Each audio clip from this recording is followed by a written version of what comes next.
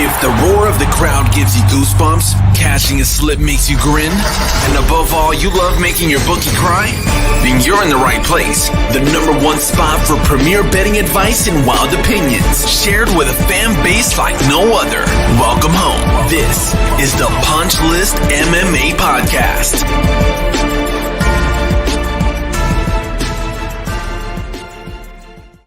What's going on, ladies and gentlemen? You already know who it is. I don't even need to tell you who it is because you're here, right? So cheers to you. Noticeably different background this week because I have my office is the staging area for Christmas decorations. As soon as the turkey is done being eaten, we will switch immediately over into Christmas mode. So my office becomes the staging area for said things. We're gonna go ahead and crack a beer, get after it. I say get after it like there's like some big laundry list of things to do. There's nothing going on. I will have a guest here at some point. Adam Caplan from AC Radio is supposed to swing by. He's having technical difficulty, and I was like, you know what, man, I only got a little bit tonight anyway. So what we're gonna do is I'm gonna go ahead and get started. Whenever you can figure it out, you hop in and I'll plug you in. If not, I ain't scared to sit here and just profess my love to the void. We can start with a couple different things, namely this last weekend. Oh, see, he's popping in right now. So namely this last weekend, absolutely smacked, plus 12 units. So crushed. All right. Adam's in the back. If you can hear me and everything's good, man, give me a thumbs up. I'll plug you in. Good. I think you're good. All right, cool. He's like half thumbs up. It was like in between, like. Yes, sir. What's up, buddy? How we doing, man? Good. You got everything figured out? Not quite. We're not at the AC radio standard because I'm missing my USB-C key. But can you hear me loud and clear? You're good, man. You're good. All right, so I think we're good. Yeah. So it's been a long time coming. Yes. You and I sitting down and talking. I mean, we've exchanged messages for a couple months now, but we needed to, cheers to you, by the way. Try to get something to work, and then we had to push it off for a little bit, and now here we are. So how's everything going, man? How are you? Very good. I mean, I'm happy that we are now more than pen pals. So that's great. I'm looking forward to talking about betting, a little bit of that turkey talk, and everything else that comes with it. I'm glad you mentioned pen pals. Did you have a pen pal growing up? I didn't have one through school, but I guess because growing up in the 90s, there was all these weird online interactive games where you're randomly connecting with people. I guess I have in other ways. Oh, dude. I remember it was like 4th or 5th grade. We had like a writing campaign in school where we would pick like my teacher had like a book of like zip codes because it was like pre-Google, and we would look up zip codes and then like just elementary school at zip code and send it out with like a pen pal letter in it and see if you could get something back. I sent all my shit to Alaska every time.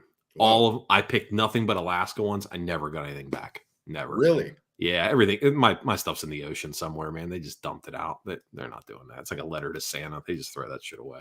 Yeah. Well, I actually heard a crazier story where a client of mine was pen paling with a fella for probably 5 years, and then they randomly, by coincidence, connected on Xbox Live. Oh, without knowing. Yeah, I used to have a pen pal in high school, and it was this guy from Montreal, Canada, and blah blah blah. And this guy was like, kind of sounds like me, and he's like, well, I used to write to someone in New York, et cetera, et cetera. And anyways, they ended up finding each other, which. Part of me now, so that I'm saying it out loud, it's like, I feel like it's one of those too good to be true stories. Are they married now? They aren't, but maybe secret lovers on the weekends. Man, it's 2022. Love is love, right? Listen, love is blind, baby. Love is blind.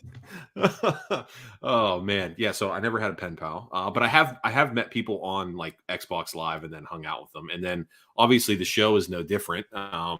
I'm sure doing your own podcast now, you've got a group of people I'm sure that you would have otherwise not connected with that you now share a bit of a kinship with. So how long have you been podcasting and doing this side of things? Officially 2020. I dabbled Okay. a little bit in MMA live radio in 2014, 2015, but for the most part, 2020, I started the Unanimous Decision. It was an audio only podcast and did about 20, 30 episodes there. Really enjoyed it, but was kind of getting sick of the direction that MMA was going in. I kind of felt like every other weekend we had a card. And from a betting standpoint, that's great. But like from a storyline standpoint and an actual like quality over quantity standpoint, it wasn't really there for me. So I took a little bit of a break and then I rebranded with AC Radio in April.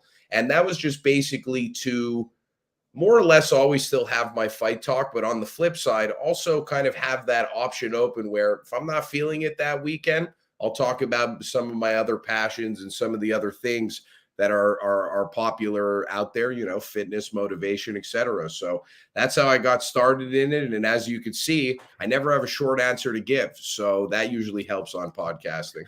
It helps a ton. It helps a ton.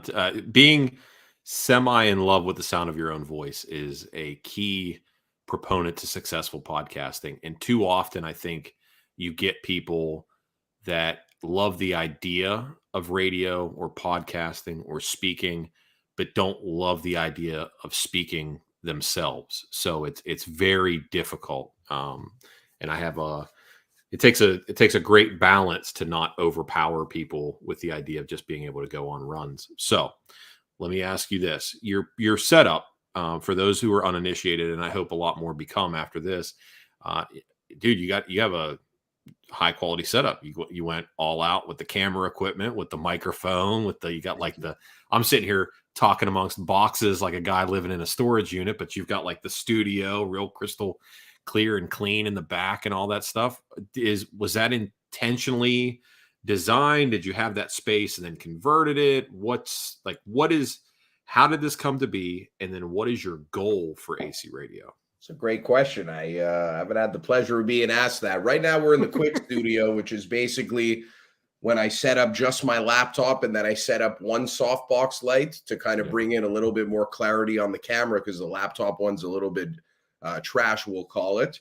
But where I record the actual show, AC Radio, is inside of my garage where I have a gym built in there, and that's where I also run my personal training business out of. So I kind of have a good 2-for-1 where I've got a cool setup that's relevant to what I talk about. And it's also, you know, where I spend a pretty good amount of my time where I run my business out of. I got two Canon cameras, which was worth the investment just to cut to 2 different angles. And obviously that brings in a lot more of the clarity. But the secret is in the lighting when it comes to the setup. It's all about the lighting, man. Like you get those softbox lights in front of you, you could be a corpse and they'll make you look good. So that's the best part about it. Everybody gives me shit about my lights, and I just don't care about it at all. I tried to care about it, but I don't know. To me, but I get your point. I feel like I'm not an incredibly handsome dude. I feel like you, to your point, it make a corpse look good. I agree. It makes a huge difference. It's just hasn't been one of those things I've got myself to care about. But anyway, sorry, I cut you off. You're talking about lighting. Go. Well, I mean, as they do say, perhaps you have a face for radio. I 100%. I absolutely do. It's 100%, which is a miracle. To tomorrow will be 18 years married to my wife. Nice. Yeah, I know, right? Which is no small feat in and of itself. Definitely not. Especially when you have a face made for radio, because the resounding universal opinion has always been, how on earth does this work? Like, people either think that I have a ton of money or I'm just swinging a hammer, and neither one of those things are true. So I think it's just my charming personality. And I put a ring on it very early, man, very early, before she got too smart. So wow, 18 years. That is some feat. I mean, that's a long time. Yeah. So when did you get engaged? When you were 12? Yeah, pretty much. Yeah, it was right around there. I actually, very unromantically, and this is about as unromantic as an engagement story gets. I proposed to her via letter while I was in basic training. Oh shit. Like didn't do the like I didn't like give her a ring until I came back, and then gave her a wedding ring very soon thereafter, because there was no extended engagement, nothing. I wrote her a letter from basic training, for the homie thing, a better way, simply stating that after this, I'm going to be stationed someplace, and I don't want to be anywhere where you aren't. And the only way they'll let you come with me is if we get married. So we should get married. And it took about a week, and she wrote me back, and she was like, "That's it. That's a great idea. That's a great idea." Nice. So I got back, and we got like shotgun wedding like that. It was me and my best friend. He was my only groomsman, and her sister, only bridesmaid. The church we grew up in, it was just like 10 people in there. We were in and out, dude. Typical Northeast wedding. We did like the reception in the basement of the church, Wow. where they do the, all like the youth group and stuff. Very bootleg, but dude, it was perfect. And it's been 18 years, man. Yeah, it's been a long time, but it's 18 great years, and one of the words you have to describe your wedding is very bootleg. I love it. I mean, dude, we didn't have a DJ, so like we had a boom box. Oh, I love that. Dude, we had a boom box, and then the only CDs I had were like heavy metal and rap, so there was like nothing to do. So my wife ran before the reception. She ran to the Dollar General and bought now that's what I call R&B CD. And put it in. So that was the music that was playing at the reception, dude. Dude, R. Kelly must have been all over that album, Dude. man. No, it was like R. Kelly. There was some Next, some Too Close, some Silk, dude. There was all kinds of good stuff on there, man. Wow. Yeah, now that's what I call R&B. So that's a good one. So yeah, 18 years, man. So I creeped your Instagram, obviously.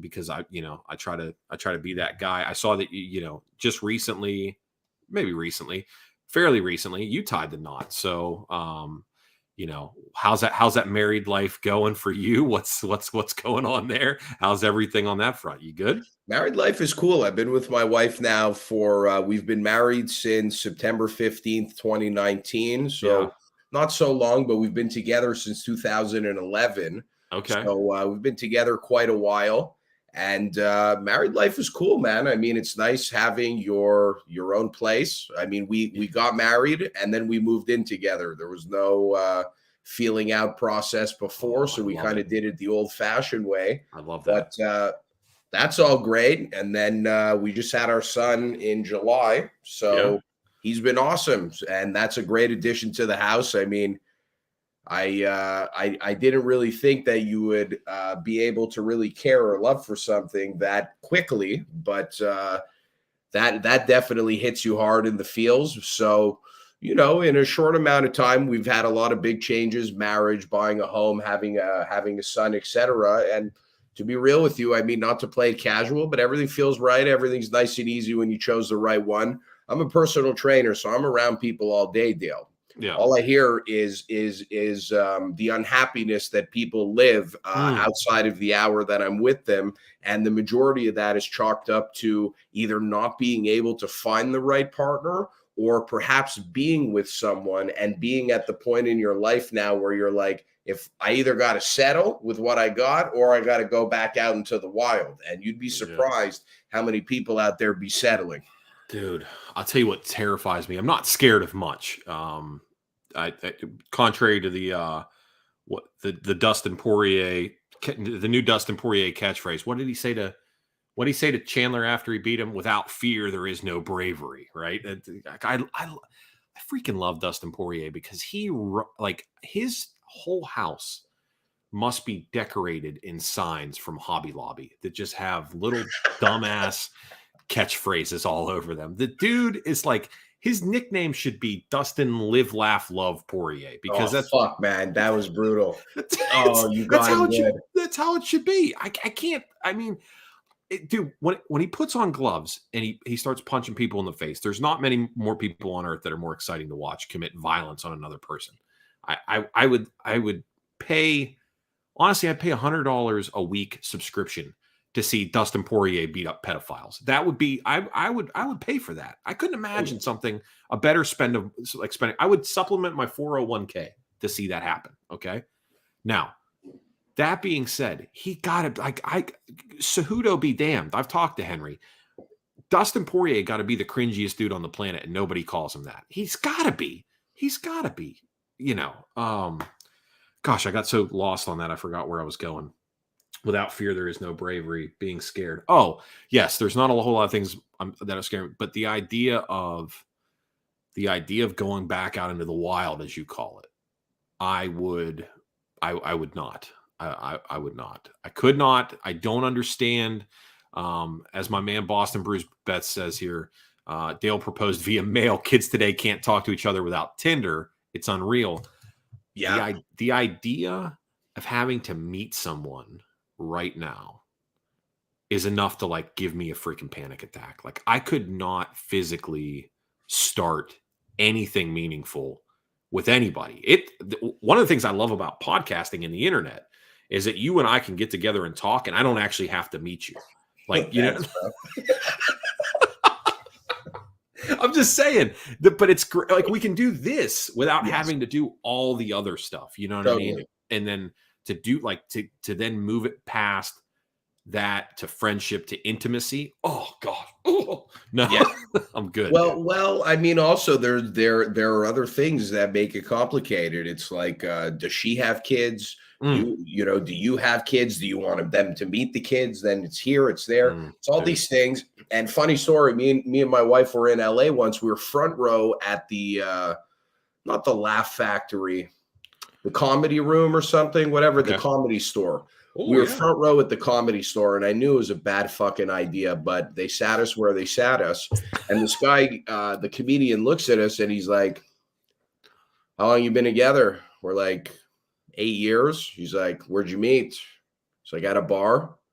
So he went up to you and like started talking to you? She's like, "Yeah." He's like, "He's going to make fun of you. I'm impressed." He's like, "Fuck, I don't even have anything to say." He spoke to her in person, like, you know, and to add to what Boston Bruce said, it's Tinder is like grocery shopping for people. You know, it's like being in the cereal aisle. This week I think I want honeycombs, and then it's like at the last second you're like, "Ooh, Nesquik," and then you just fucking ghost that other person and go right to the next one. And everybody is ready to pick and choose like they're the next hot commodity. But I'll be real with you out there on those apps, you got more stay the fuck away from them than please come to me.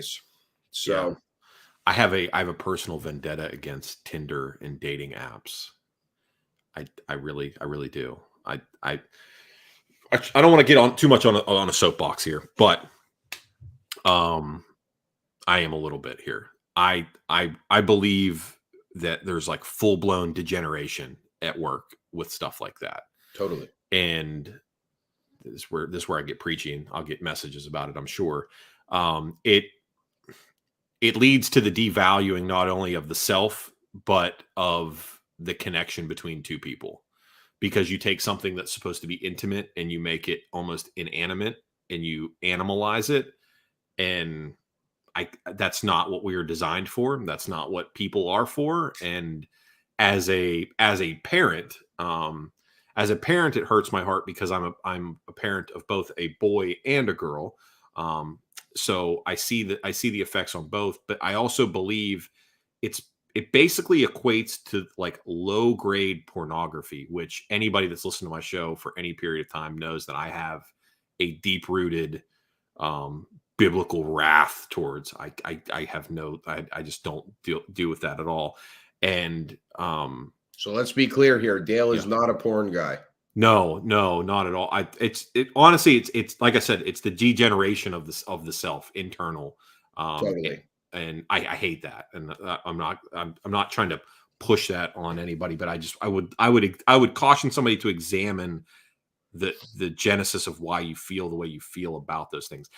And I will leave it with this, is that the urge to look at porn activates the same portion of the brain that heroin addiction does. And it's it's akin to trying not to shoot up once you get the idea in your brain that you're going to look at porn. That's not, I'm not a scientist. I'm a salesman by trade. That's proven fact. You can Google it if you'd like. But anyway, the idea of Tinder as a whole, I don't like, but I'm glad you brought up cereals because I want to know your top cereal of all time. Oof, number one cereal. Like if you like, man. this is it. I got to sit down. And personal training thing aside, I'm in my fields. I'm gonna crush a whole fucking box of cereal. What am I gonna eat? Oh man, I'm gonna get so roasted for this. No, you're not. No, there's no wrong. Unless you say Sugar Smacks, there is no wrong answer. Oof, I don't know what that is. With the frog?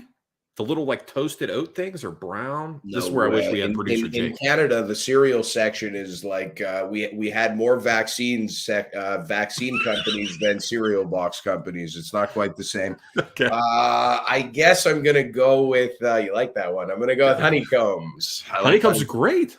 Yeah, those are great, dude. I love. I'm gonna go with honeycombs. What about you, Dale? What are we rocking with? Oh man, honestly, I was a big Frosted Flakes guy. Ooh, I could murder like Frosted Flakes, like a whole thing. That's a good call. I like this. I want to get your take on this. Obviously, your son's not old enough yet, but do you keep your kids off social media? He says, I do because I don't trust it and everyone gives me shit about it. My kid will decide when the right time for social media is for himself. So yeah, 100% would like to prolong that as much as possible. Yes. One of the reasons is I find the accessibility and the communication that the students could also have with, that our children could have with their fellow classmates. Sometimes, having too much of that accessibility is more of a detriment than a good thing. We used to just have to knock on someone's door or speak or call, hey, is so-and-so home? And you know what? If you really didn't want to talk to them, your parents would just lie for you and say, no, they're not. Yeah. Now, like you go home and like you could get fucking messaged by anybody and anything. So I think that toning down that accessibility for sure. And another thing too is like, how many of us are caught surfing on like some random page at 2:30 in the morning that we have no fucking clue why we're there, but we are there.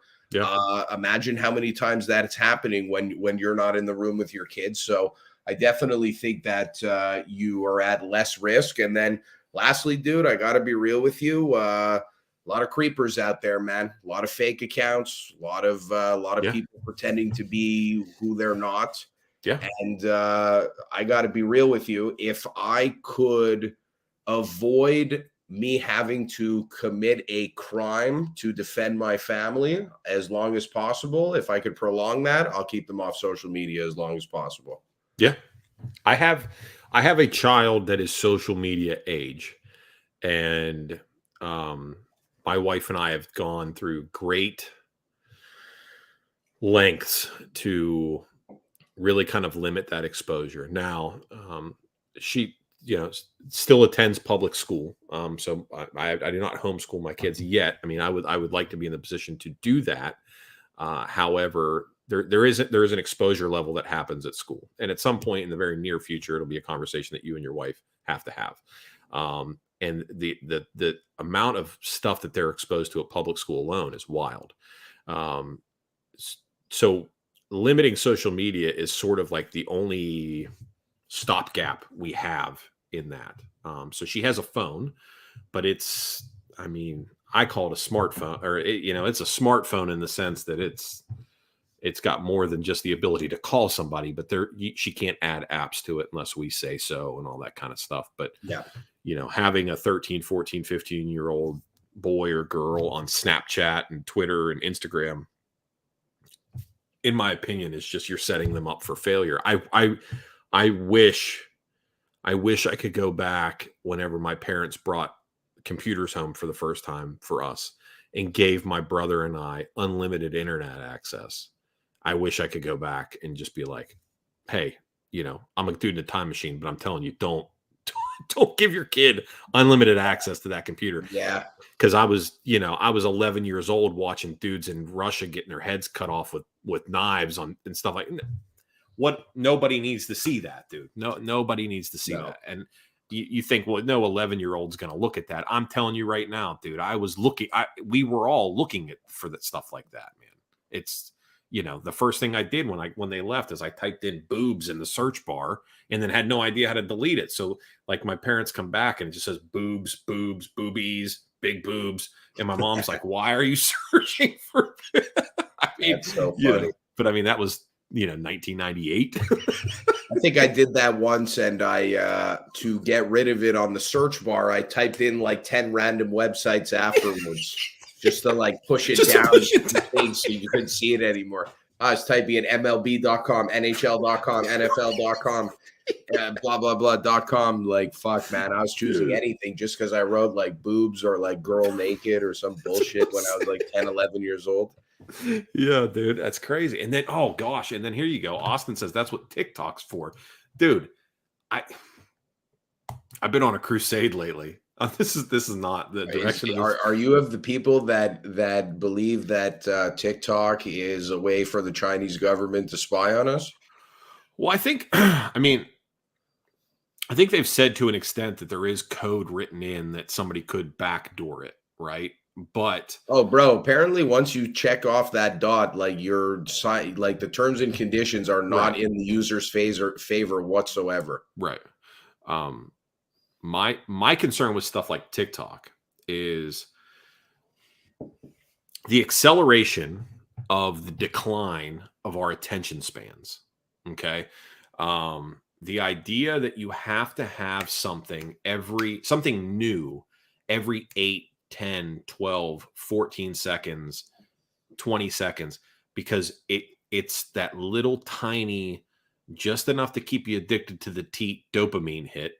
That's the stuff, man. And then TikTok just accelerates that cycle over and over and over again, one after the other. And it's brutal. And it literally, it reprograms your brain to need constant stimulation, so that the moment that you're left without your thoughts, or that you're left with your thoughts rather, your brain goes into a starvation mode where like you feel the phantom vibrate. Like that's a real thing, the phantom vibrate, and you're like, because it's your body's teasing you, saying you need to check something. I need you to look at something to give me that hit. And TikTok is accelerating that tenfold, unprecedented amounts that we've never seen before. I tell people all the time, delete that off your phone, but everybody calls me crazy.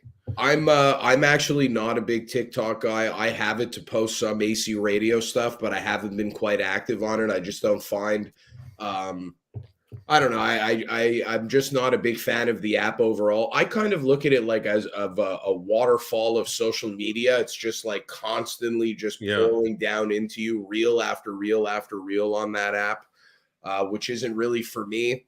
Also, like, if I'm looking at MMA, I don't really like getting distracted with like these stupid dances and like, people like doing all this dumb shit in front of the camera or whatever. Like, I am not doing that whatsoever, bro. Like, if they ever said, like, bro, some big outlet wanted to hire me or whatever, and they were like, yo, man, like, gotta jump on this like little tootsie dance or whatever, I'd be like, dude, I'm not that guy, pal. Like, you better go get me a case of something, and there better be 6 or 12 in there, because I ain't dancing otherwise. So I'm not a big TikTok guy, no, personally, but I will say that, one of the blessings and curses of being in like the podcasting game and all of these forms of social media is the fact that we have to be so much in the loop. I mean, that to me is where it kills me. And, you have the fear of being like, I got to be checking, I got to see what's up, the latest in MMA news and what's the latest matchups. Then I want to place my bets. Who should I bet on? No. You end up looking at all the time you put into it versus like what you're getting back out of it sometimes. And you're like, fuck. Yeah. I went without social media until I started podcasting. Obviously I set the Facebook page up. I did Instagram. I did Twitter, that were all like under my name. Right. And then I literally was like, like all the Dale Lippin stuff. And I was like, you know what, dude? I don't want to do this anymore. Like, I don't want to do it. And I went years without it. And then I decided to get into podcasting, and every like how to start a podcast article I ever read was like, get your Instagram, get your Twitter, get your blah, blah, blah. And I downloaded all of it and, followed every fighter on the UFC roster and did it, thing. And then I was right back in it. And then at the time, my job had so much downtime because it was literally like just setting sales appointments. So like I was either on a call or I had time. You know what I mean? It was just chilling. And I'm just sitting there in my car in between appointments, doing whatever, and just scrolling. And I'm like, one of the great things that existed that I wish I would have taken more advantage of was whenever Trey was doing the show with me, he handled the social media. Like, and then on the weekends, I would be the one that would come through and message everybody and interact with people, listeners or whatever throughout the weekends for the fight cards. But throughout the week, he did all that stuff. And then when he left, it was like me doing it all the time. And then I immediately got the account, a bunch of community strikes and all kinds of stuff because I'm not wired that way anyway. And then Zuckerberg sent me a message saying, like, basically the next strike, you're out. I got a 72-hour ban. And he's like, next strike, you're out. So then I've been off Instagram for 3 weeks now, 4 weeks. I just logged on it today. And this is where we switch into MMA. This is my transition. I just logged into it today because I wanted to hit up Drew Dober because as Austin here so astutely shares with us, Drew Dober and Bobby Green on 12/17. So I messaged Drew to make sure that I could get him on the show both before and after the fight, as is Punchlist custom. So we're in the process of getting that on, hoping to have him on next weekend or next week. But then we'll have him on that following Tuesday as well as is the custom. So what is your initial knee-jerk response to that fight announcement? Drew Dober versus Bobby Green, 12/17. That's a great fight. So Bobby Green's not suspended? He got a 6-month suspension that was retroactive to the day he submitted the sample, which he immediately confessed to it. So they gave him a lenient sentence, 6 months, and then that expired November 6th. So he is good to go. I mean, look, it's an exciting matchup. Both guys are exciting. They like to push the balls to the wall, so that obviously makes it fun. I think they're two guys that are, have had their feet quite wet in the industry for quite a while now in their careers. So that's why those are matchups that I actually want to see more of. The fact that they put Frankie Edgar against Chris Gutierrez was criminal. It was criminal. Yeah. So these types of matchups make sense to me. I know that perhaps maybe there's a part of both of these guys that wish they could, go on that title run again. But, I think most importantly, what's best for Drew Dober and Bobby Green is having the most exciting fights that they could have without being completely outclassed in the matchmaking standpoint, because I don't think either of these guys are going to win a title anytime soon. But these types of matchups like Bobby Green and Drew Dober now give them the opportunity to shoot for those performance of the night bonuses because both guys bring it. And another thing too is it's on a little bit more even playing field due to the experience. It's more well matched up. Yeah, if I can, I'm going to share insider information here. Dober wants the Chandler fight. That's the fight he wants. We talked about it, on the side. That's a fight that he wants because it's all action. Now, Dober's approach to the rankings and title contention and things like that comes solely from the fact that if he makes himself so incredibly fun to watch, people want to see what it looks like when you mix lightning with this or lightning with that. He's going off the idea of the chemical reaction. Yeah. You know what you're going to get with me? Fireworks. Put me against somebody so you can see what that looks like. And then ultimately, he wants the Islam rematch. I know that Islam submitted him. Right? We all know that. But stylistically speaking, if you look at what happened in that fight, outside of the Sarukian fight, Dober was Islam's biggest test because it took him till the third round to get a finish. The only person that was remotely close was Sarukian, and that because I believe that fight went to decision. So, and then you can make the argument that what's his face that knocked him out was probably a bigger test, but even it's not really the way it works. So yeah, I think I mean, if you're Drew's standpoint, if I could speak for another man, which you shouldn't do, but I'm going to do it a little bit. He wants to go out there and put on a performance against Bobby. This fight's been talked about for years now because they've known each other when they were both regional. And he wants to go out there and, the Alves fight was one thing. He wants to go out there, make a statement against Bobby. And then I would not be shocked. Here's what I'm not shocked about. I know Dan Hooker is kind of, trying to figure out what he wants to do at 145. But you will see Dober, if he goes out there and gets an emphatic win, you're going to see him against somebody top 10, even though he's not in the top 15. And anybody, I'm telling you, I talked to this guy, anybody can get it. That dude wants anybody. And to be honest with you, no ranked opponents are saying yes to him. It's all unranked guys that are willing to say yes. So take with that information what you will. People are protecting that number. So, well, I'm not surprised that people are protecting that number. I do understand that Drew does want those matchups. I just, with the way Chandler has been rubbing elbows with the UFC, it's hard to believe that he would be fighting anybody outside of the top 10 or the top 15. I mean, right now, maybe next for Chandler, the next guy that could be in line besides Conor McGregor is maybe Matuz's Gamrot. Yeah, but, that's a good. At the same time, let's be real here. I think that Dober is going to provide a more exciting matchup and probably bring something to the table that interests Chandler a lot more than Gamrot does. But at the same time, I mean, Chandler is one of those guys. He's a company guy. I think he knows that. Aside from McGregor, Masvidal, and a few others, that number next to your name does matter at the end of the day, which is why I do see how he would fight Gamrot. But ultimately, I'm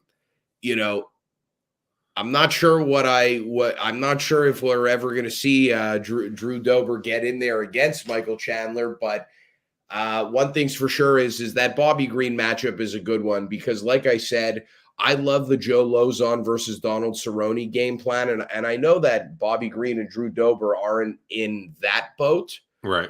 But, we're not far off. Let's be real.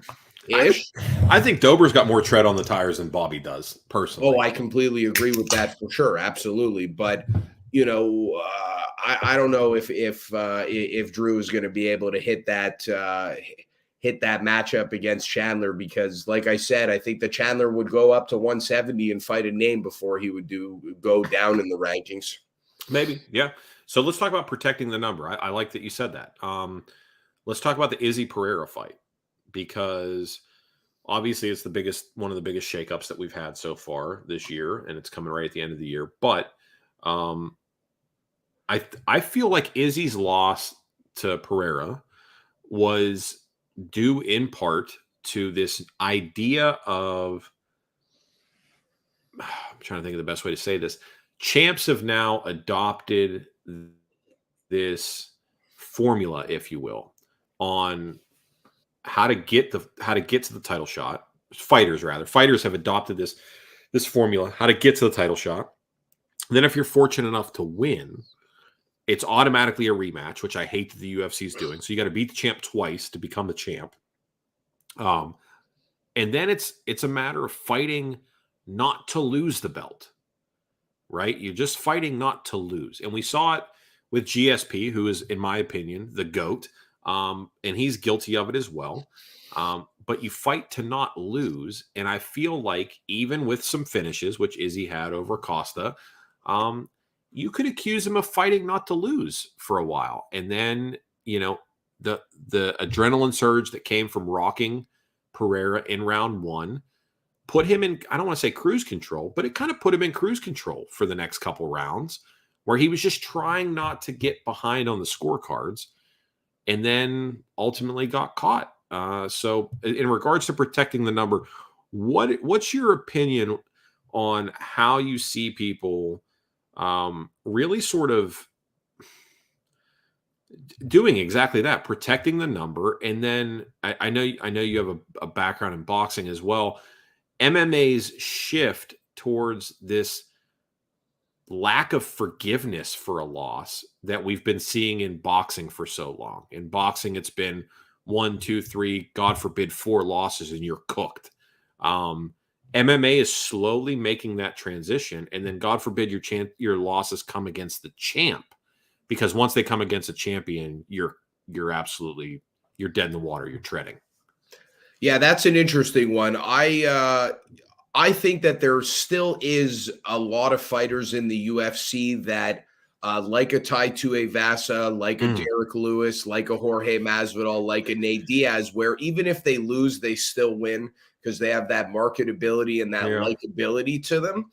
But then on the flip side, you got a guy like Michael Chandler, where people are like, dude, this guy's fucking done. Like, look at how much damage he's taken. Look at the wars that he's been in. There's no way that he could fight for the title. He's not even showing that he's improving. It almost looks like he's getting worse in some ways.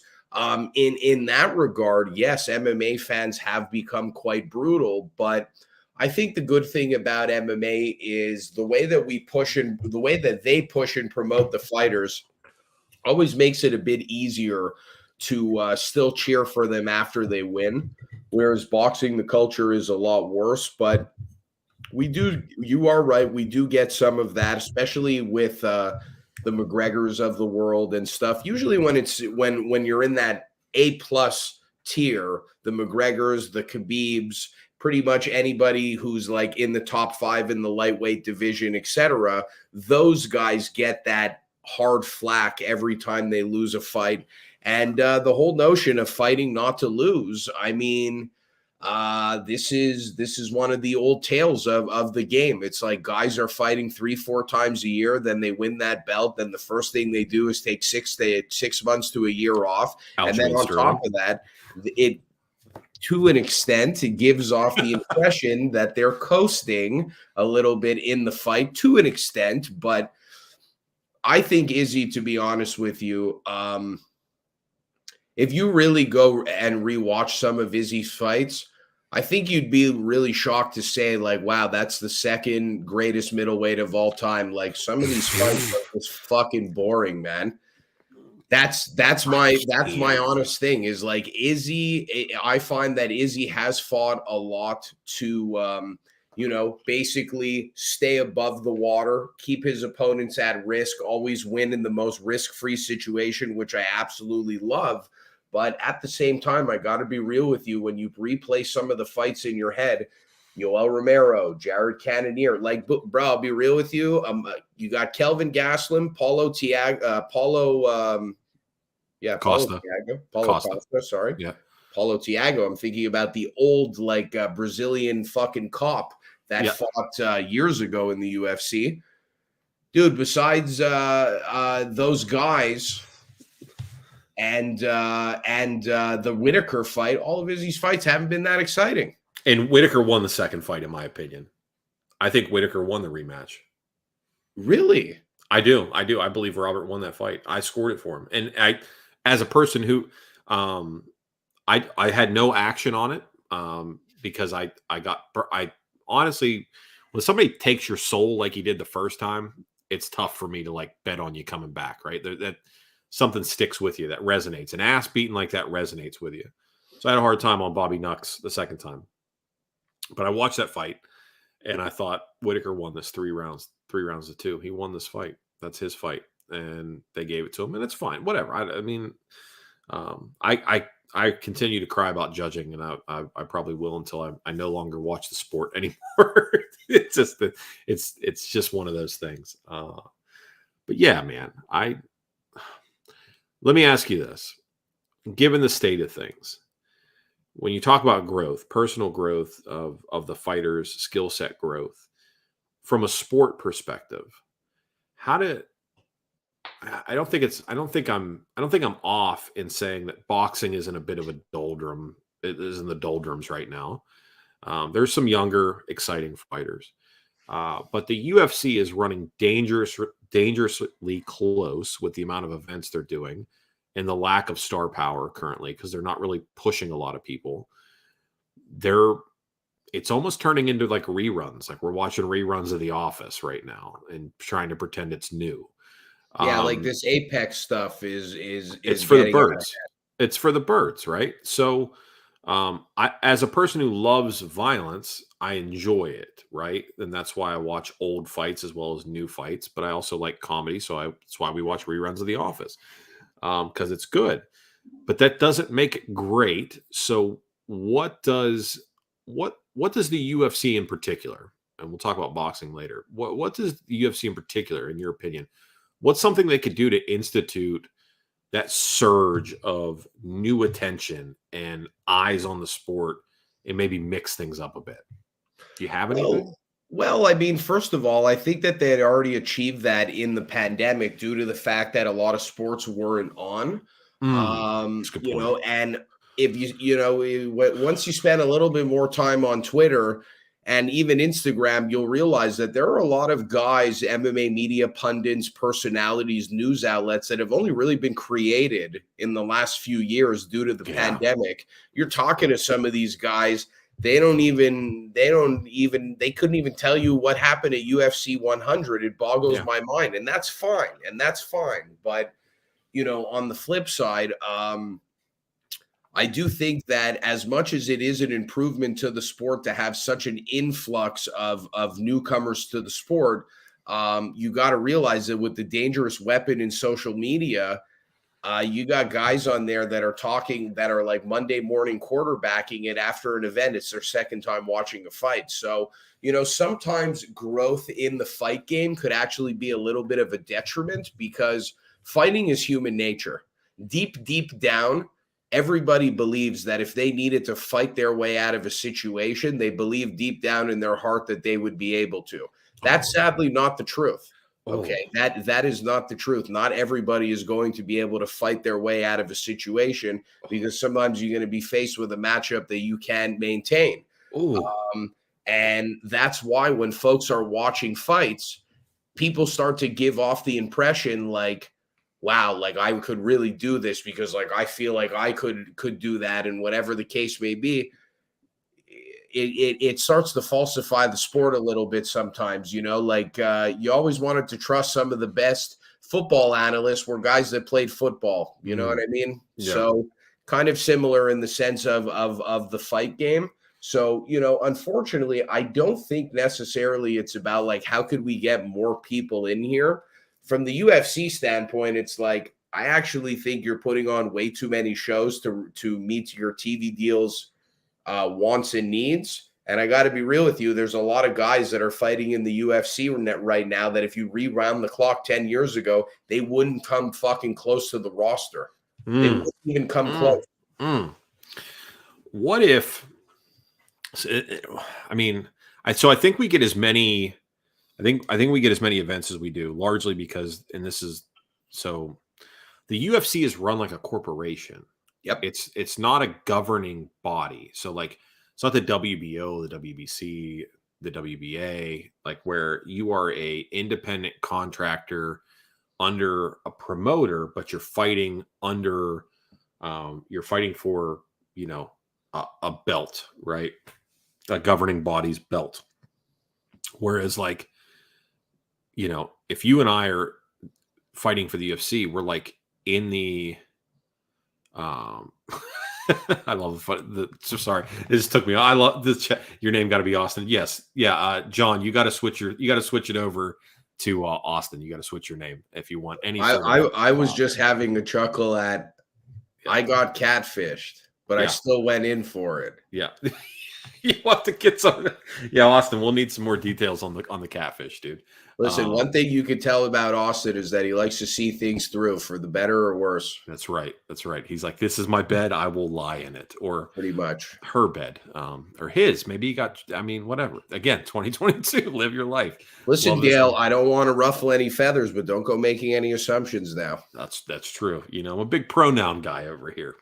Big pronoun guy, big impossible guy too, big beyond guy. Yeah. Yeah. Yeah. Yeah. So yes. So all right, let's switch this up real quick. So we'll talk about impossible and beyond. Oh God. No, I'm gonna what? I'm gonna plug my guy real quick. I'm gonna plug my guy Andrew Edwards.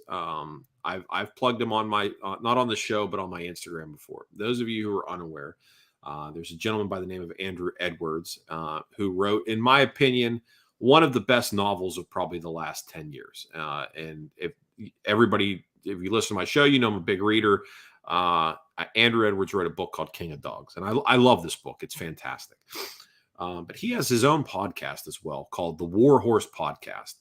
And he talks about this idea of the criminal of purpose, right? And he's going to message me and be like, stop talking about my shit. You don't know what you're talking about. But basically you become exactly that, a criminal of purpose, where your idea is to live and exist amongst the world while creating and subverting the authorities that exist that are trying to bring the world down, right?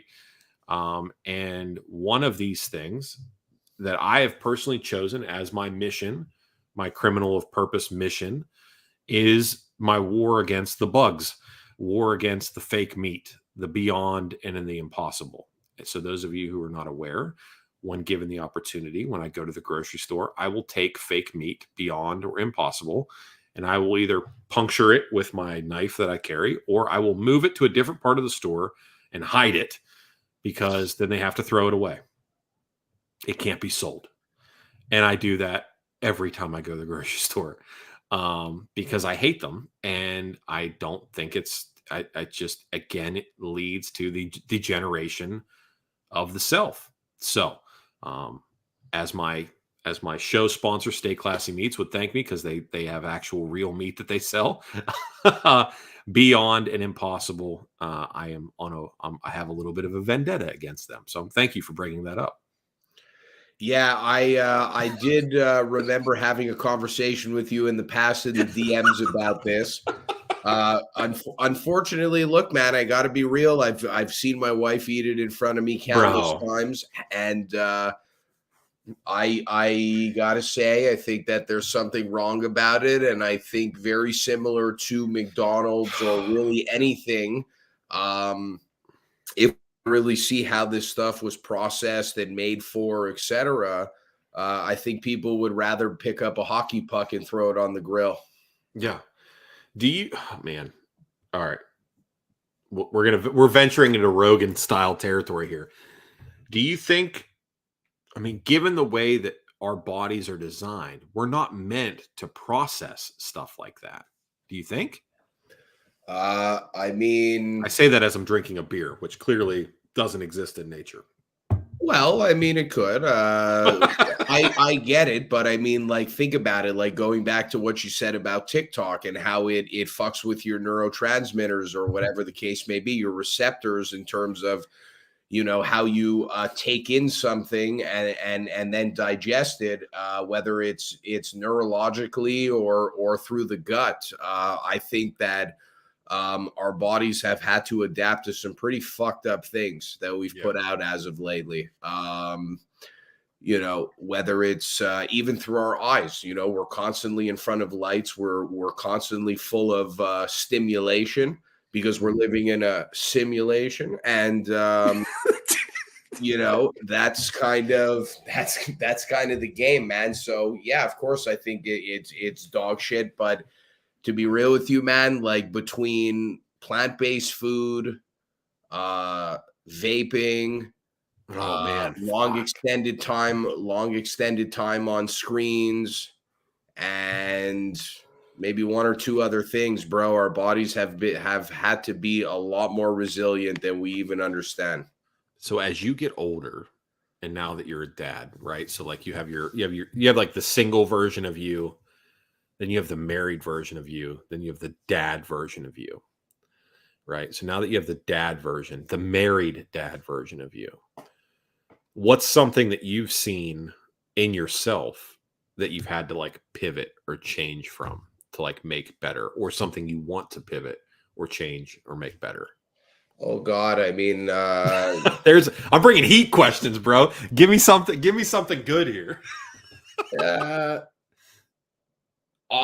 well, you know what? I'm not going to hit you with a cliche answer. I'm not going to talk about, oh, I woke up one day and realized I needed to work out more, or I needed to watch my diet, or I needed to get to bed early. One of the biggest things was, how I viewed people around me and how I viewed my friends. Growing up, I used to be a very cutthroat individual and a friend with very high standards. If I didn't feel like you met those standards, if I didn't feel like you were loyal enough or trustworthy enough, or kind of had my best interests, I would kind of cut you out. And after a while, as you get older, you start looking around and there's a lot less people all of a sudden. So one of the things that I really needed to pull the reins on is demand higher standards in myself and not from the people around me. Accept them from who they are. If they don't have that much to offer me, that's fine. I know that I have more than enough to offer to myself.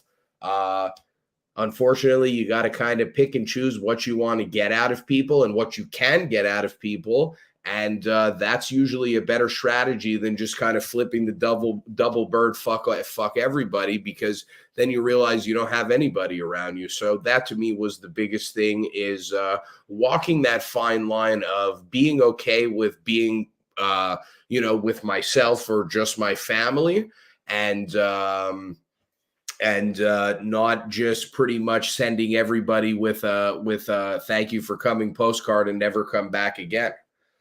So grace, you're pushing out grace on people. Yeah, well, I mean, for yourself too. Listen, I'm baptizing people every day, baby. But I'm just saying. I mean, that's what it is, though. That's what it is. Well, to an extent, I mean, grace. I don't know. I don't like to use the term grace because. No, I'll tell you why. Because there's a part of me that's like, you shouldn't say that you're giving grace, because there is a part of you that has like unrealistic standards. So it's not that you're being graceful. It's like you're just being less of a fucking dickhead. So that's why that's why. That's kind of where I got it. So that to me would be the biggest thing, not the cliche things. I think they'd, unfortunately, everyone's going to try their first beer, watch their first porno, smoke their first joint, have sex. Everybody's going to experience these things, and you can't stop those things. But, constantly hitting that delete button like it's your Tinder profile to the people in your lives, when you fast forward the time, you end up getting real scared at realizing that you're going to have to tackle the rest of your life with a lot less people around you. Yeah, it is difficult though, because there is a to use a buzzword, there's a dichotomy that exists, right? Ooh. Yeah. In that, right, where they say if you want to go fast, you go alone. If you want to go far, bring a friend, right? So you can go further bringing somebody with you. However, and I don't know how old you are. I'm going to be 37 next Tuesday. I have found in my life that there is a certain demographic of friend that should probably not occupy the friend column anymore and move over to buddy or acquaintance. Not everybody stays in the worthiness of the same energy as a friend. People can change positions in your life. So to piggyback on your point, the way that's manifested for me, that exact same thing, when I did the same thing, I've always kept my circle very small. I've always done that from high school till professional career to now. I've always kept my circle very small. This is the most extroverted thing I do is podcasting. And again, I do it because I'm comfortable here in my spot, because I'm not actually there with you. Because if I was there with you, I could do the same thing, but then I would come home and then I couldn't do anything else for like 2 days. I would have to recharge this to do it. So I can't do it that way. I've got to like, so I've always kept my circle very small. But one of the things that I've realized as I've got older is that not everybody has to have that same amount of energy. And it's easier to manage myself internally if I put people in the proper columns.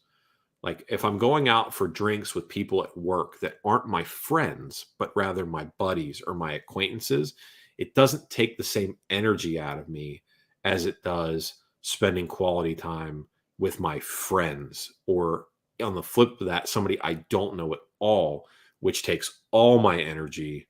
You got to put people in the proper category. So I to your point, I think that's a great sense of growth in coming towards that. Yeah, definitely. Why do you feel though that once they're in the friend category in the state that not the state, but the point in your life that you're at now, why do you feel like you need 2 days after to recoup?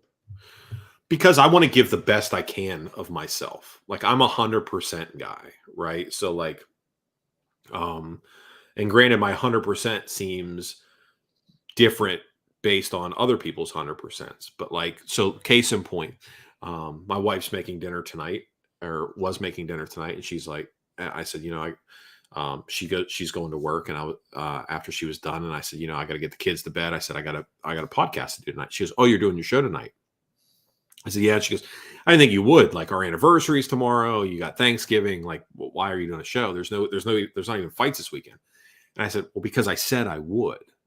Like I said I would, and she's like, well, okay, well, who is it? Why? What the questions. I said, well, I explained who you are. And I said, well, because this is something. I got this white boy, Adam Caplan, man. Yeah, I said, it's because it's something I said I would do. Right. So like, that's who I am as a person. So like, if I'm your friend, like if we are friends, it is the equivalent to not to be cliche, but if you call me up and you're like, hey, I need to bury a body, I'm asking whether or not you have a shovel. Like that's how I am wired. So it's either that or I'm not answering your call. Like I don't have the in between. I'll wait till the call stops, and then I'll text message you and say, hey, what's up? What do you need? Like those are my two speeds. So I need time after I see like my friends, because like when I'm there, I'm your dude. Like I don't have my phone out. We're not checking the gram. There's no Twitter involved. It's me and you. We're locked in. We're making it happen. You know what I mean? That. So, but as a person who's a little bit on the introverted side, even though we are friends like that, it still takes a little bit out of me, because here's the other thing is I cannot hold you to that same standard that I hold myself. So it's easy. It may be easier for you to flip that back and go, hey, what are you doing tomorrow? What are you doing tomorrow? I can't do that. Like I need more of that. Like I got to take tomorrow off. You know what I'm saying? So, I do every couple of years, I do a thing I call brocation, where me and a bunch of guys I was in the military with, we all get together and we hang out for about a week in a cabin, or we'll go someplace, we'll do whatever. And we hang out for a week. And I do that, but then I'm fucking unplugged and antisocial for like a month after, because I can't. And by the end of it, I'm agitated and irritated and like ready to kill everybody. Cause like by day 6, I'm done. And day 7, we leave. You know what I mean? So that's just the way I'm wired, man. I'm 100 miles an hour, or I'm dead stop when it comes to that. So yeah, that does make sense. I wanted to ask you, going back to what you said earlier about if you want to go somewhere or whatever, you want to go faster, go with people, whatever the fuck the thing. If you want to go fast, go alone. If you want to go far, bring a friend. Now, don't you find though, everybody is so quick to say these days, surround yourself with people that are smarter than you. Show me your friends, and I'll show you who you are, and all of these things. Yeah. And all of those expressions are always made for you to look within, look to the self and kind of self-reflect. Yeah. I get that. But on the flip side, should we always be taking these expressions at full value? Because I think we could all agree that it's okay to have a friend that you have absolutely nothing in common with, and no idea, no real premonitions to like start a company together or whatever the case may be. Sure. And another thing also is like everybody is so eager to network, everybody is so eager to connect, but then when it comes to making an actual fucking meeting and talking real business, ain't nobody around. Yeah. So, what are your thoughts on that? Yeah. So as a small business owner, small business owner to small business owner, one of the things is that friends wanting discounts is a great point for this, right? If you're my friend, you won't ask me for you won't ask me for a discount. If you're my friend, you will pay full price. And people say, "Well, Dale, why would you do that?" If you're my friend, you should want to see me succeed. You should want me to make money. So why are you asking for me to give you the most of me for the least amount of you? That does not make sense to me. Now, the flip side of that, right? You have all the phrases, like you said, like the one I said, if you want to go fast, go alone. If you want to go far, bring a friend. Show me your 5 closest friends, or you're the sum of your 5 closest friends. All these different things that people say, right? You can go from the Dale Carnegies to the Carl Icahns, all these people that say all these things. But I will say this is that by yourself is possible. I'm not going to say it's impossible, but it's very hard. By yourself is very, very hard. And everybody is quick to network. And one of the things that you need to do in anything, podcasting to small business, relationships, or whatever, 1, you need to say yes more. And then 2, stop looking at people transactionally. Some of the people that I'm the quickest to cut out are the people that view me as a transaction. There's a time and a place for a transaction. You work at the grocery store, I come, I buy groceries, and then I leave. You can view me as a transaction. But if your interest to come on my show or to talk to me or ask me what I feel about something is to get my insight, and then you bring nothing to the table after, I will give you my time, I will give you my attention, but you will never get anything more out of me out of that. So many people that I've interacted with online, or I've done this or that or the other, I say, they send me messages regularly. I chit chat up with them, whatever. You know what? You've never left me a review. You've never bought a decal on the store. You never donated whenever we did the charity drives. You didn't do any of this. So you consume. You take. You give nothing. So you view transactionally. And you may be listening to the show now, and some of you will hear this now. If you realize now that I've stopped messaging you back as much as you thought, some of it might be because I'm not on Instagram as much, but some of it might be because you haven't done anything. You haven't brought value at all. So if you want to view me transactionally, I will put the value on you as well and view you as transactions. So to your point about people wanting networking and to bring this whole thing home, my thought process on this is one that you have to be willing to set a standard in what your expectations are for other people, but you also have to be thick-skinned enough to not be disappointed when they fail to meet those standards. If I held everybody the same standard I hold myself, I'd be constantly disappointed in people, because nobody expects more out of me than me, and nobody is hurt more when I don't meet a goal than me. Like, the shit that I haven't done doesn't hurt you the way it hurts me. And that sucks. And when I go to bed at night, I got to live with the shit I haven't done yet. The book I haven't finished, right? The phone call I never made. That's the shit I carry. You don't have to carry that. So when you view me as a transaction, you're taking a little bit of the last fuel I have left to power the shit that has to deal with that. So yeah, there is some power in those cliches, but a lot of it is you, and it's harder, and it's like that way for a reason. Absolutely. And what makes it hard also is too, though, is especially when you're working in a very niche topic like MMA Oh or gosh. sports betting. If I had $1 for every time someone said, well, I don't really watch fighting. I don't really know much Yeah. about the fights. Yeah, I don't know this. And then it's the same person that goes, yo, man, I'm going to slap a $5 on Izzy. What do you think, bro? And I'm Right. like, I think your return value is garbage. Yeah. So always those things. But I just think that I'm overwhelmingly curious sometimes about how all of these influencers and celebrities have backings from all these great teams around them, all these great people who support them that want to see them do their absolute best. But on the more micro scale, on the more smaller scale of this industry, it's a one-man gang.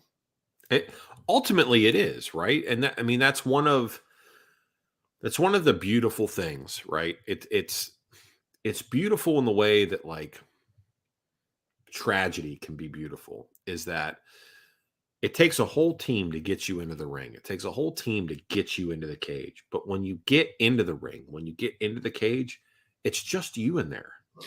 It's just you.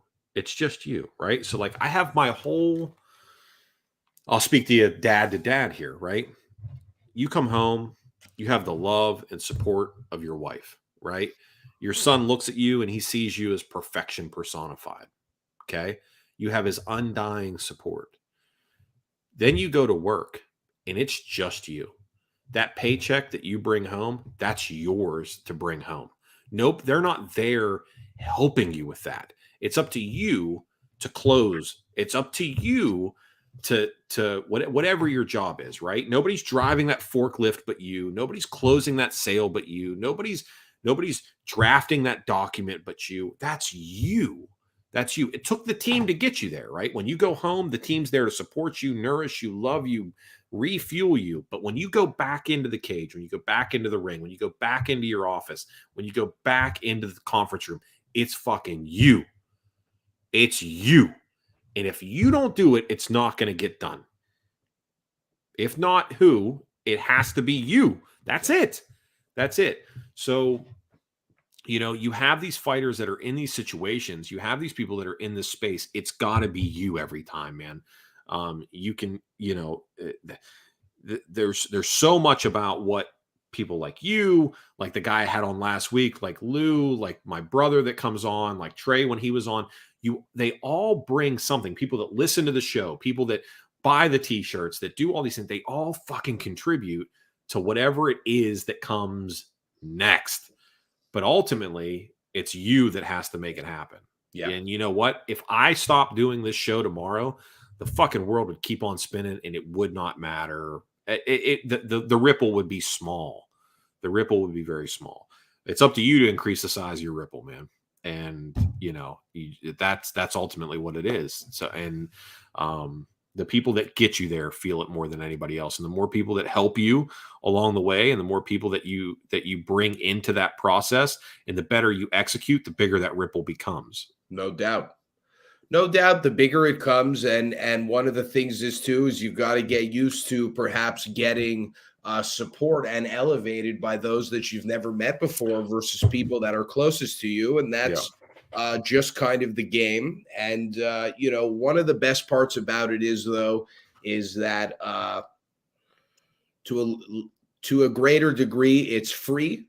You have the accessibility to people from around all of the world to talk about, specific topics that, you won't really be able to find perhaps of interest in your social circles. So that really makes it kind of cool too. So, there's ups, there's downs, whatever it is. But I do think that, especially after the Joe Rogans and the Spotify deal and whatever, I think that people think like the second you have a podcast, you're ready to monetize in half of a second, but like people don't really understand how much work it takes to actually monetize. And most importantly, Dale, the biggest thing is people don't realize, like, I was listening to a podcast with Mr. Beast on it. Are you familiar with it? Yeah, I'm familiar with this guy. So Mr. Beast was like, dude, I don't care how many likes you have, how many subscribers, how many this, how many that. The number one thing that matters is audience retention. Like, dude, me and you, Dale, we could go back to our wives after and be like, bro, I had the best 2.5 hours of my life. It was so much fun.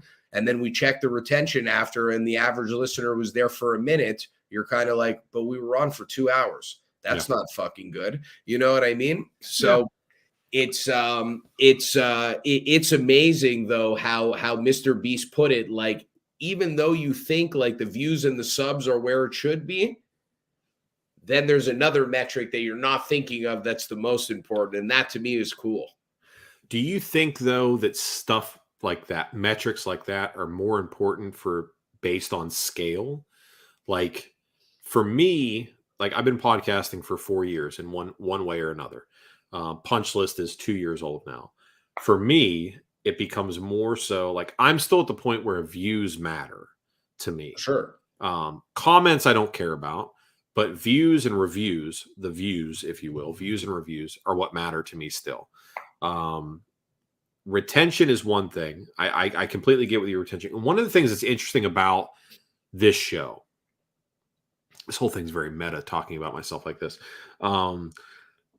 is that there is a core group of folks that are like ride or die, like a very core group. And most of them know who they are. And if I haven't acknowledged them publicly, I'm acknowledging them now, that no matter what I ask, no matter what I say, no matter what the call to action is, they participate, right? Like I got John Anik on this show because of people that listen to this show, right? We donated $1,400 to tornado relief in Kentucky based on this show, people donating. I can't do that by myself. Nice. I can't do that. That's a thing that happened, right?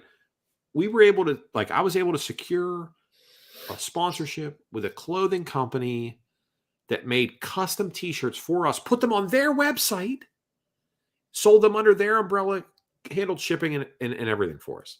Amazing. Because of the people that listen to this and participate in this, right?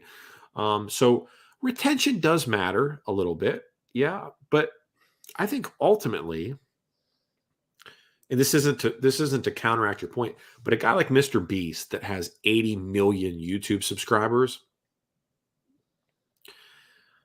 maybe retention matters to him because maybe he's getting paid by cost per milli based on how long they're viewing episodes, because that's how many ads run through it.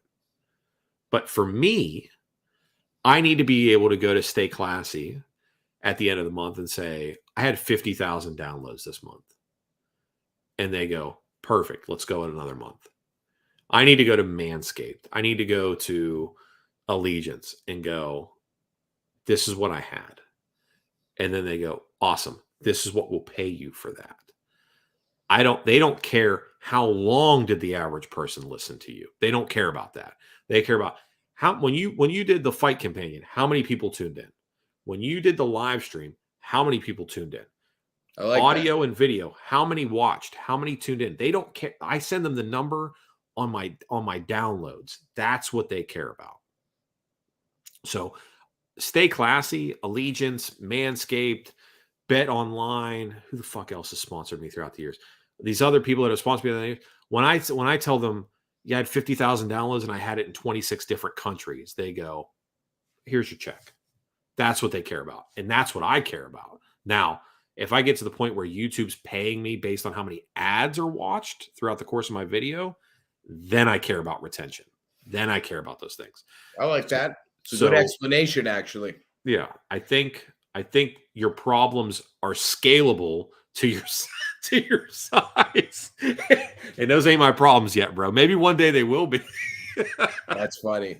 Yeah, no, that does make sense to me. It absolutely does, indeed, for sure. I think that is the best way to look at it. And different YouTubers or different content creators have different business models, so that definitely makes sense to me. Yeah. So I mean, yeah. Most importantly, like when you get to the sponsorship realm, and this is where I'm just talking in generalities, not trying to tell you something you don't already know. You get paid by promo code, or you get paid by what they call cost per milli, which is not million, but basically by whatever determinate amount. So 10,000, 50,000, 100,000 downloads, they'll pay you X amount of money. So when you negotiate your sponsorship, that's how, those are the two things you go after. So if you're a promo code guy, you get a piece based on each promo code or each sale with that promo code. And if you're a milli guy or gal, you go by that. Or if you're me, you do both. So, but that's, it's just a matter of what you push for. But yeah, it's a grind, man. It's a different kind of thing. Anybody that's ever messaged me about podcasting, I've always said, do it. Fucking do it. Do it. I recorded my first show in my truck using my phone on Anchor. If anybody who doesn't know what Anchor is, I used Anchor. That's what I started on. Yeah. My first episode got 100 downloads. I thought, you couldn't tell me shit. I walked on water for a week. I got 100 downloads my very first episode. I was like, I am Joe Rogan. I am. That's very impressive, though. You can't tell me anything. Dude, I was like, you can't tell me anything. You can't tell me anything, bro. Nothing. That's very impressive, though, 100 downloads. What do you use to check your metrics for Spotify and Apple Music? So I was approached by a company called Red Circle a while back, and they have like a fully interfaced dashboard where basically you upload your RSS feed to them, and then they blast it out everywhere, and then they give you your metrics back. So I host my podcast on theirs, and they don't charge me for it. I think it's like $29 a month, something like that, $30 a month if you didn't. But one of the things that they ask when you do that is that you cross promote their shows. I've never done it. It's been 2 years now. I've never done it, and they don't check it. So if they ever do, I will. But I don't ever do it. So they basically give you they allow you to put insertion points in. And you can do two different things, right? You can do insertion points for ads, like, for whatever it is that they do, and they'll pay you for it. Or you can do insertion points for other shows, and they'll let you continue to do it for free. And I told them that I would, and I just never have, because I don't like being told what to do. I'm just naturally fucking rebellious. I don't like being told what to do. So that is funny. Yeah. Nice. Yeah, but they do it. We'll talk offline. I can get you squared away with them. We'll see what we can do. Cool. But anyway, let's put a bow on this bad boy, dude. I appreciate you coming on. Tell the people where they can find you and what your schedule looks like, so that way, people can tune in and follow you wherever. Absolutely. You can find me at the AC Radio on Instagram, at Adam Caplan 13 on Instagram and Twitter as well, and or www.youtube.com/AC Radio. We're out every Tuesday with a new episode on YouTube, Spotify, or Apple Music.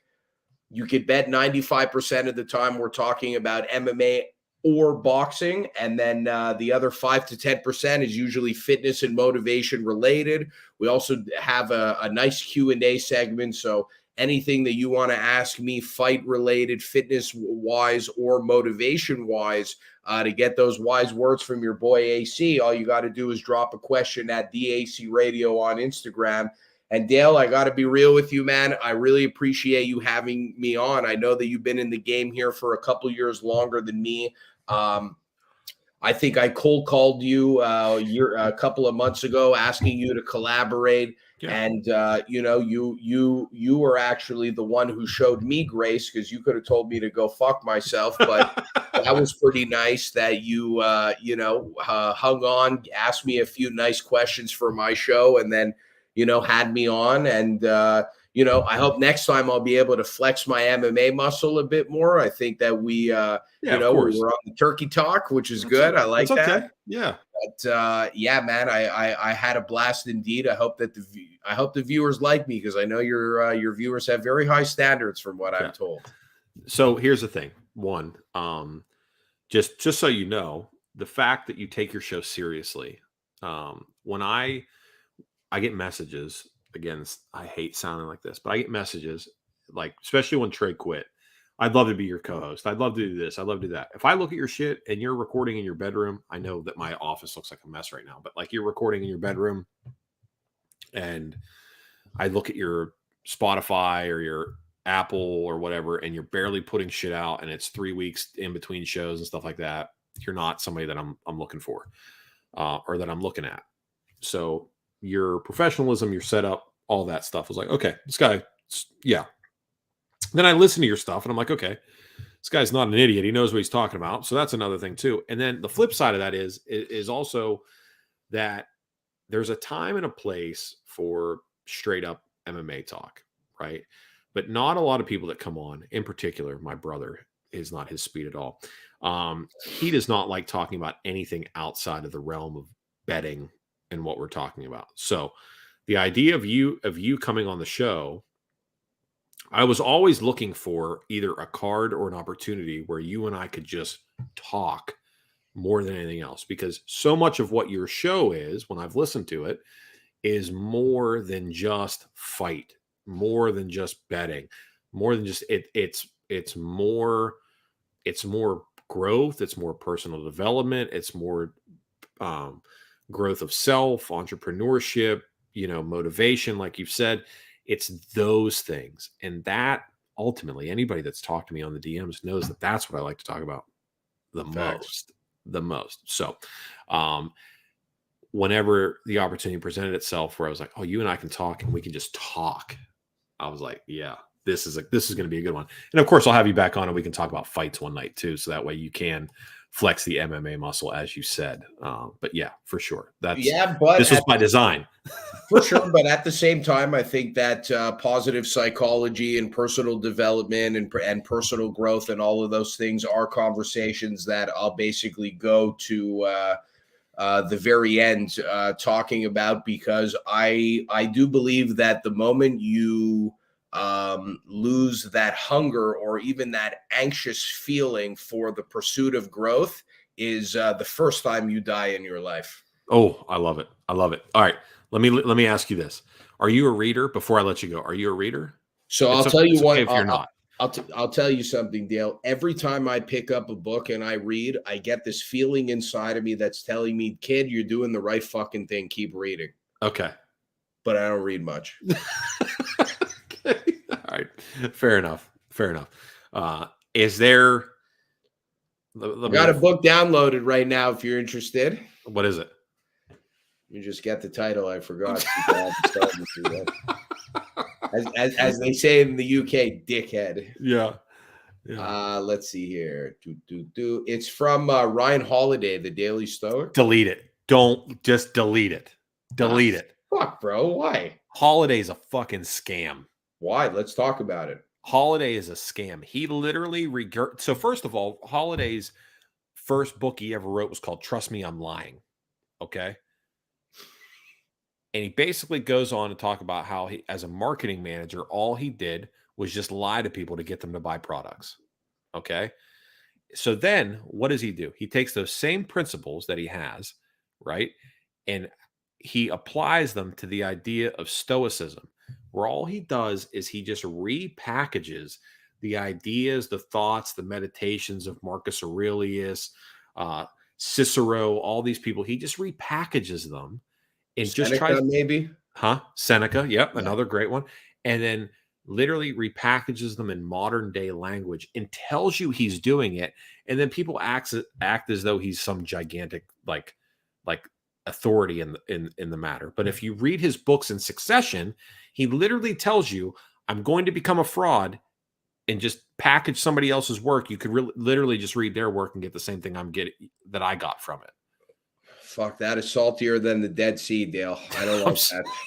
I'm sorry. I don't like that because I'll be honest like with you, Dale. That is one thing that I've always had a huge issue with marketing, is that I find for the most part it's like you're lying to me. The food never looks like that when I come to the restaurant. Yes. Your waitress is never that hot. She never smiles at me that much. Yes.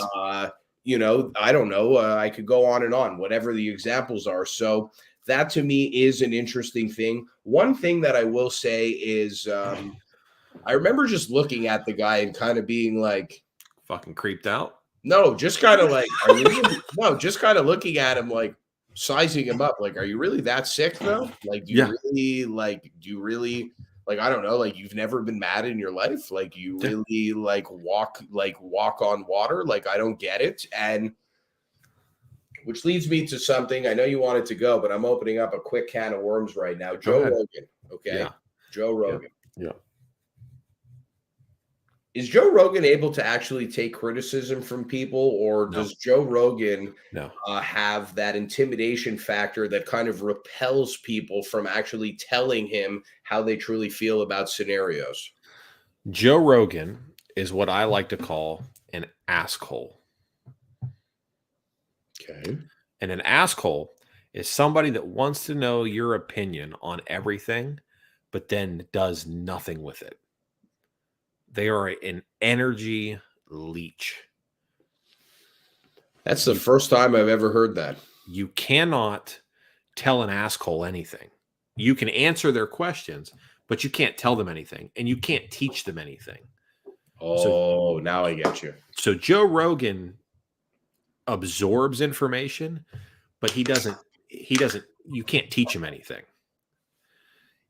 He's also wired the same way like an engineer is, right? And I don't know whether that's left brain, right brain. I forget the way it works. Is that he's unable to absorb humor or intellect or insight that's not his own. He can retain the fact of it, but he can't internalize it and process it himself, because there's no way. Let me tread this part carefully here. They say that the mark of intelligence is being able to hear an adverse opinion other than your own and not be affected by it. So you could make the argument that Joe Rogan is highly intelligent, but I would counter argue and say that Joe Rogan is not affected by the opinions of his that are different based on the fact that he's unable to be taught anything. The only way that Joe Rogan learns or is taught anything is if he teaches it to himself, because he always reverts back to something that he knows personally. Yeah. And if it's not something he knows personally, he specifically name drops the person who said the thing that he then says, right? He'll go, well, Graham Hancock said this, not a developed, expounded upon idea of his own based on the information that he was given. So Joe Rogan is an asshole. Interesting. I always had very strong opinions on Joe around the Sober October episodes, because that's when you really start to see the a little bit of the douchiness in him when he's kind of like, he's got guys like Bert Kreischer that are like drinking Kool-Aid 11 months of the year, and then 1 month of the year they don't want to drink Kool-Aid, and it's like, it's still not good enough what those guys are doing in the eyes of Joe, you know what I mean? Which I always found quite interesting. I do agree with you. I don't think he is somebody that I feel like you could actually teach him something. And I do have to say, I got a weird feeling that every time Joe's not in the room, he's the guy that's being, talked about a little bit, because they just need to get something off their chest about how he always thinks he's the man. Yes.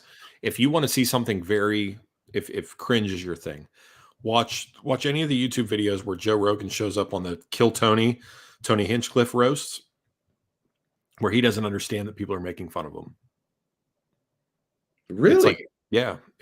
He doesn't get it. So I just type in "kill Tony roast Joe Rogan." Yep. Yeah. Or just kill Tony and Joe Rogan. It'll keep you entertained for hours. I like that. So, all right. Tuesdays, AC Radio, Adam Caplan. I appreciate you coming on, buddy. You got it, Dale. Thank you so much, man. I'm looking forward to the next one. And, thanks for having me on. Stay classy meats. Maybe you'll send me a couple of steaks, even though I'm vegan, and we'll get it done, baby. Oh, dude, you're just hold on. Stay on after the fact. I'm gonna hit end broadcast. I'm fucking joking, bro. Come on. Okay, I was gonna say The fuck? Look at the size of me, bro.